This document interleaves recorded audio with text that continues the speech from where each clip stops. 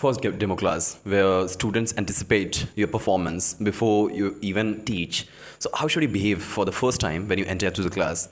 How should you introduce yourself in the class? What should you mention about your background? Like, how can you make the conversation engaging and your introduction engaging? How can you set expectation for this demo?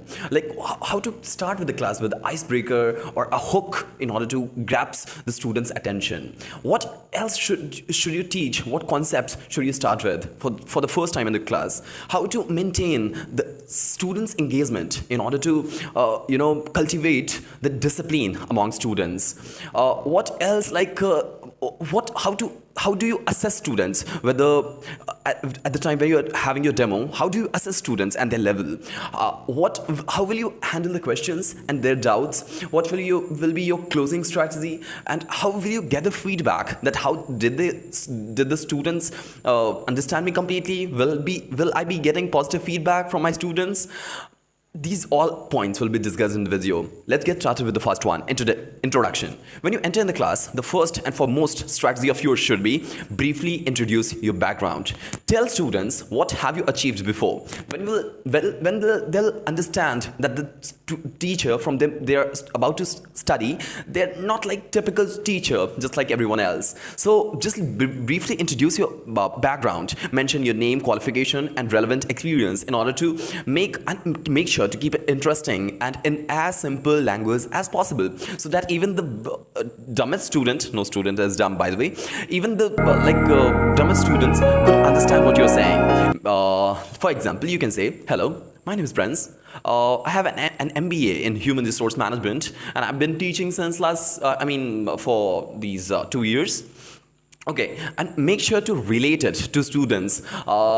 You can try sharing something personal and relatable to students. Like, when I started studying English, I struggled too, and it was a hell amount of pressure upon my head. I couldn't pronounce words. I couldn't speak English completely. You can relate it. You can make them feel what you were going through at the time when you were studying it. If they will feel what was felt by you, they'll connect themselves to you. And once they do so, that you'll be their favorite teacher.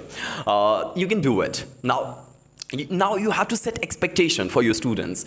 You can make an outline of objectives for the class. Once you will segregate the class time into different aspects, then students will expect things from you. That the class that is about to begin, it's not like blah blah blah blah blah for 30 minutes and this teacher will leave. It's not like that. You can make them feel that, see, for 5 minutes I'll give you my introduction. I won't waste much of your time, and afterwards we'll be knowing about the introduction of the chapter that we are going to study.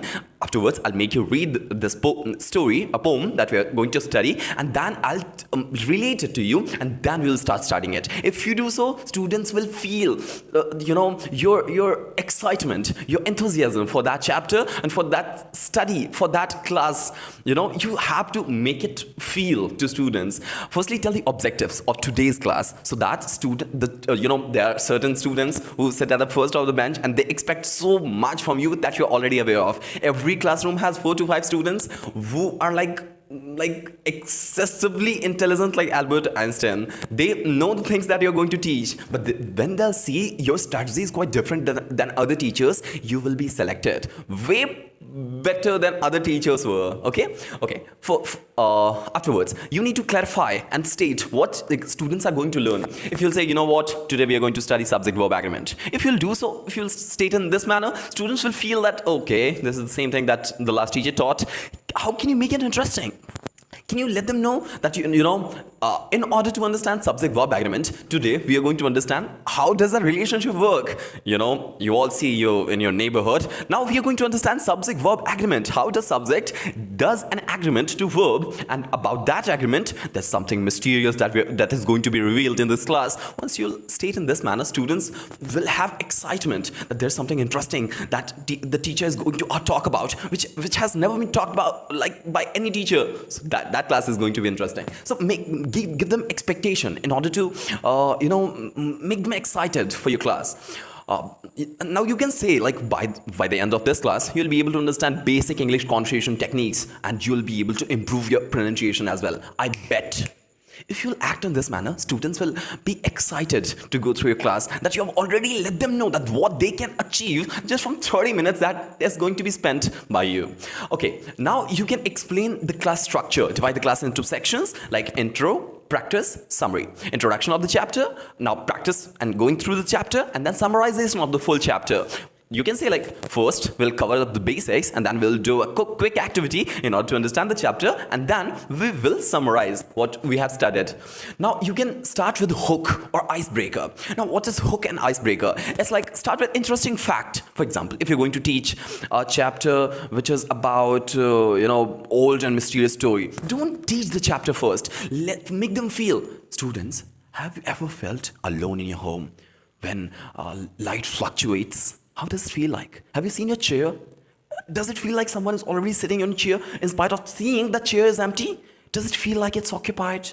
If you'll act in this manner, students will connect it to you. They won't have to, do gossip in order to get that excitement. That excitement is arising from your own head, and students will be excited for your excitement in order to connect to your excitement. Everyone wants to be happy, and if you will connect your happiness to your students, they'll love you like God.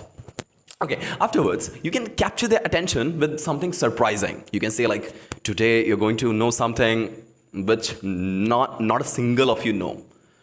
Everybody will be like, really, like, none of us know. That is going to be revealed in this class, in mid of the class. We should pay attention. Especially the students who are really intelligent will make others silent. We need to know something. Got it? Remain silent. It's just like that. Okay, so you can encourage participation as well. Students, if they connect to you, if they speak in your class, ask some fun or easy question, even easy questions which you expect that everybody will answer. Ask the same question so that students will know that, feel that, oh my God, I know the answers of the question that is being asked by the teacher.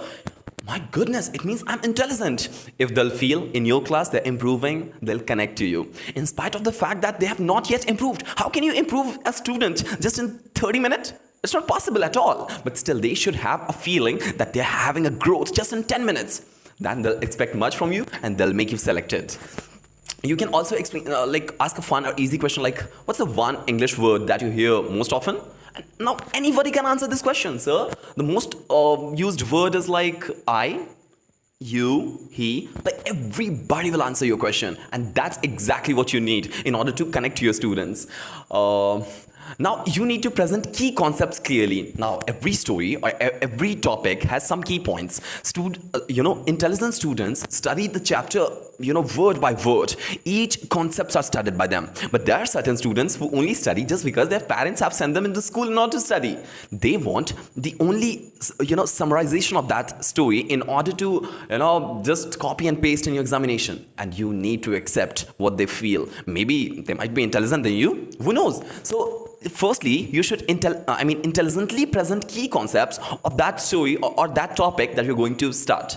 Now, break the lesson into manageable parts and then explain this. What do you think? After doing all these, won't kids love you? They'll treat you like God. I think that's sufficient for today. We'll meet tomorrow with the next one. Wish you a good day.